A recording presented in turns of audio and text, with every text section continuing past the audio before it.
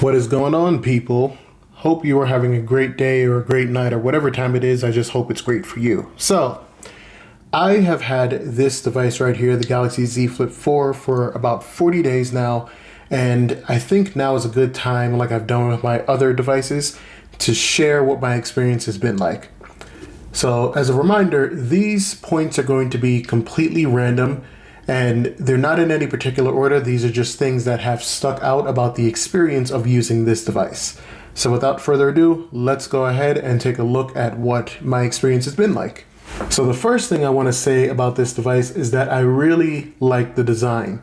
And the really great thing about the design is the fact that this device is both compact and large at the same time. So what I mean by that is the fact of the matter is, yes, you get this 6.7-inch display, but the fact that it actually just goes down into this little rectangular shape right here makes much of a difference, because you can just slip it into a pocket, slip it into a coat pocket, a pants pocket, whatever pocket you want to slip it into, and it's just so easy to kind of carry around. My Fold 4, this is something that I kind of feel all the time, and it's one of those things where since I have this S Pen case on it, it kind of, I don't want to say, or I don't want to be dramatic and say that it's the worst thing out there, but this is a pretty hefty package. You can definitely feel the weight of this. Whereas this, you're probably going to put a case on it, but that case is going to be very light and it won't add much weight. So yeah, it's both compact and large, and I really like that design. The other thing about the design is that this hinge is very, very solid. Like, there's no creaking, there's no audible sound. Like, can you hear anything? Because I can't. There's no audible sound at all, and the motion is just so smooth. Like, it's smooth, and it also gives you this like friction, so that if you need to prop the device up, you can definitely do that. And there's just this fluidity to it. I've tried the Flip 3, and the big thing with that, and it may have been the unit I was using, is that the hinge kind of felt like it was loose. Now, that one was pre-owned, I guess you could say, so it might have just been that unit. However, I can say that the hinge on this device is it's solid as ever. There's not really much more to say about it. It's really solid. You have to feel it for yourself, but purchase in confidence, knowing that your hinge will be the hingiest of hinges. The second part of my experience and my thought on this is that this design may kind of be counterintuitive in ways. What I mean by that is I've always had this thought about the Flip series, and I'm kind of like, it's not a fully fleshed out thought, and maybe I shouldn't say it, or maybe it's not going to be an issue for everybody, but essentially when we pull out our devices, when we pull out our phones, what we expect is this kind of fluid motion. So if I pull out my Fold, right, and I turn it on, what I want to do is I want to manipulate content, or I want to go ahead and just, get to something. So with the Flip 4, and I guess any Flip device really, the design may be counterintuitive, because it's like if you're taking your device out and you're trying to get to something really, really quick, like, I don't know, let's say the camera or something like that, you kind of have to flip open the clamshell, and you have to put in your password, or if you don't have a password, you just go right in, and then you have to get the camera on, and that's kind of like an extra step. Like I said, may not be an issue for everybody. Now, even given the example that I just gave, you can go ahead and use the camera while the phone is closed. However, if you're taking a picture of something in front of you, you're gonna now have to kind of maneuver this thing and not see what you're looking at and hope the picture comes out good. And that'll just be in examples where, you're trying to catch something like, I don't know, like if you see a moose on the road, like I recently saw up in the mountains or something like that, and I'm trying to do this. It's just a teeny bit of a second delay between opening the phone and then kind of getting to the camera and hoping that what you're trying to take a picture of is still there. There's also the fact that when you open up the phone, it's going to be using the front-facing camera, because by default it thinks that you're trying to take a picture of yourself by doing that mode. So just something to think about. There are probably not too many other applications that you would use on this device that you'd have a problem opening it or waiting to open it. But like I said, just kind of wanted to point that out. So the next thing about this device is that the display size on this phone is interesting. It literally sits between the S22 Plus and the S22 Ultra, which kind of makes it ideal for those who don't care about having an S Pen and just wanted the biggest display possible on a phone without one. It's not as wide as the S22 Ultra, and it's about the same width as the S22 and S22 Plus, but I feel like this gives it a nice balance. This display is also really good in terms of quality, at least in my opinion. Having had the Z Flip 3 before, I can say that it's a pretty noticeable increase in just how vivid and clear everything looks. And the resolution is actually the same as what's on the S22 and the S22 Plus, so it's not 4K, but color representation seems just more pleasing to the eye on the Z Flip 4. So as you can see in this example here, the saturation, like the black level, maybe that's the way to say this, maybe not. It just looks a lot better to me here. On the S22, there's sort of this whitish tint, or sort of more of a warm tint. And before someone asks, yes, I do have these screens set to the same exact settings. As you can see here, I haven't touched the white balance. If I go back once, you can see here that I have vivid set on, and I like the first white balance here to be set all the way down to the left on cool. Now honestly, I could just be getting old, or those years of just sitting very, very close to the TV playing games as a little kid might be catching up with me. But if you happen to be choosing between the S22 and the Flip 4, you might want to just take a closer look and not write off the Flip 4's display, even though it's a foldable display. The next thing about this device is that this cover screen here, although it is small, I mean it's bigger than the first Flip, but it's still pretty small in the grand scheme of things. It acts kind of like a Galaxy Watch if the Galaxy Watch didn't have apps, just had some basic features, and was more like a older Fitbit, I guess. Like essentially, you can check your notifications by swiping to the right. If you swipe to the left, you have some widgets here where you can start a timer, get your calendar, play a song or control some media, do another calendar if you want. You can even go ahead and get some notification toggles here. You can turn on and off the Wi-Fi, control your sound profile, Bluetooth, flashlight and everything if you want. Like, yeah, you can actually turn on the flashlight, but it'll actually warn you and you gotta go ahead and press the volume key. But yeah, here that is. You can also control the brightness independently from the main screen here. And the last thing you can do with it is you can use Samsung Wallet or Samsung Pay if you go by the older name. So yeah, it's kind of an interesting way to utilize this display.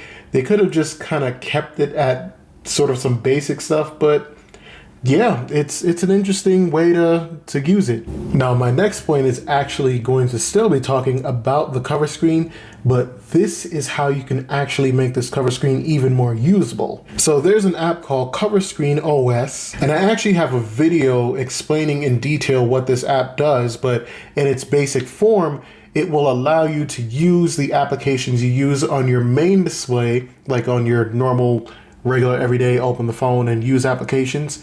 You can use those apps on the cover screen here. So for instance, if I wanted to pull up the headphones app for my Sony XM5s, you'll notice here I have the full on app and it's running here. If I wanted to go ahead and do the same thing with something like Shop Samsung, I can do that and shop for another Samsung phone. And yes, you can go ahead and play YouTube or get YouTube up. And as you can see here, YouTube is fully playing. Now, I'm not going to play any videos here for copyright reasons, but you can definitely expand on the functionality of this cover display. Now, if this sort of thing interests you, I will post a link to that video explaining in detail how this app works up in the right-hand corner. Now, this next point has to do with the cameras. So the cameras on this device are not nearly as versatile as what's in Samsung's portfolio. You have the S22, the S22 Plus that have that up to 30 times zoom and up to 3 times optical zoom, and the S22 Ultra, which has the 3 times, the 10 times, and up to 100 times digital zoom. However, the thing about this camera is what it lacks in that zoom quality, it makes up for in performance. Like taking night photos on this, or even taking landscape photos, or just really any kind of photos, I've been pretty pleased with the results.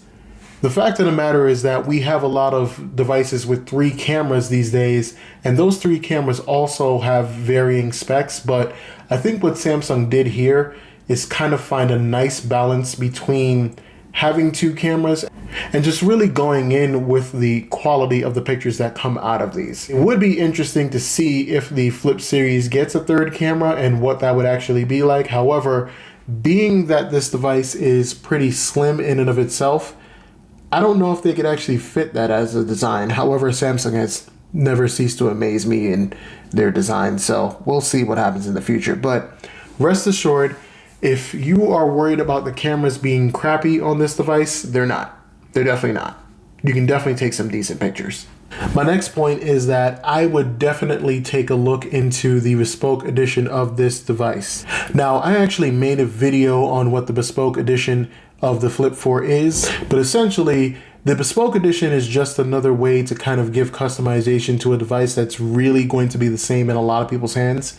And you can go directly onto Samsung.com and customize this, which is why I have a red and gold Z Flip 4. Normally the colors are, I believe, black, sort of the blue, the Bora purple and everything, but this is something that I customize, and I think that everybody should definitely take a look into this. If you can exhibit some patience and wait for the device to come, you'll end up having something that you won't see someone else have. I mean, unless you do. I mean, there's not a lot of colors to choose from or a lot of combinations, but the likelihood of actually seeing someone else with the same color Z Flip 4 as you is going to be very, very low. And again, I am a huge fan of customization, so I do think that the bespoke edition is worth taking a look at, especially if you can wait the time it takes to get it. So battery life on this device is pretty solid.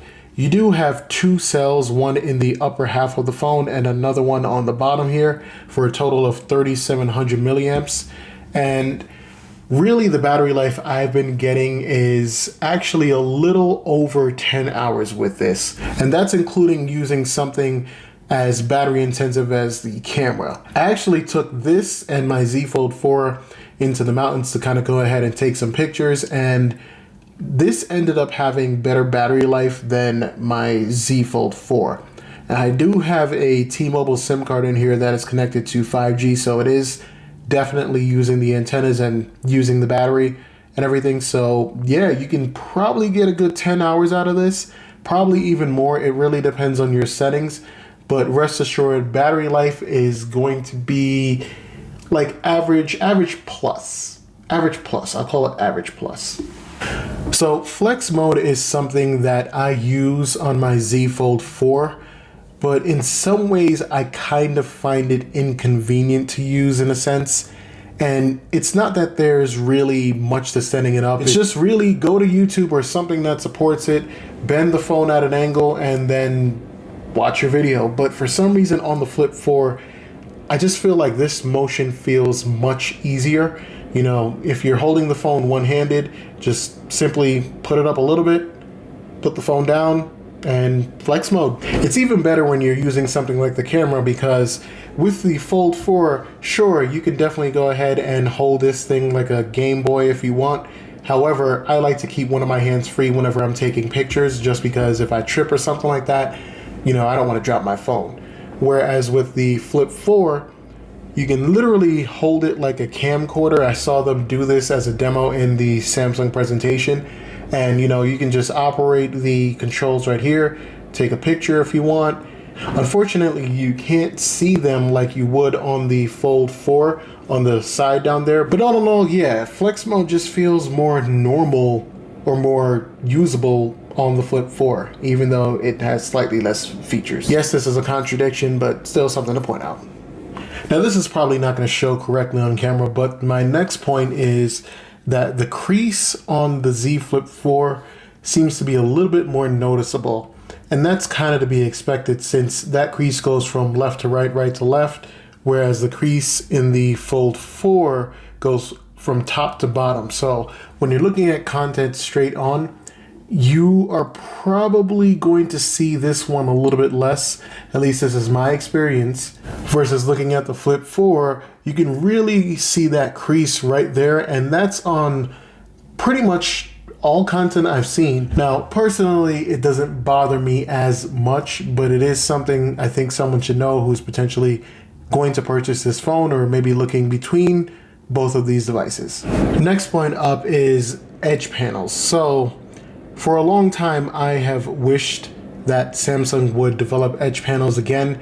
I enjoyed them on the Galaxy S6 Edge, I enjoyed them on the Galaxy S7 Edge, and have enjoyed them since. Now, if you look closely, there's one thing here that the Z Flip 4 has that the Fold 4 does not, and that is access to the Galaxy Store to get more edge panels. Now, the reason this is sort of important, or maybe important to some people, and I wanted to point this out because there may be someone who might be surprised by it, is because edge panels do add useful functionality depending on the actual edge panel itself. So for instance, you have ones here that can do things like advanced edge lighting, control the volume easier, put your edge calendar there, or something along those lines. And one of the edge panels I used to use was this calculator one right here. There were a few more, but I decided to just kind of stick with the calculator edge panel just to see if it worked, and it does on the Flip 4.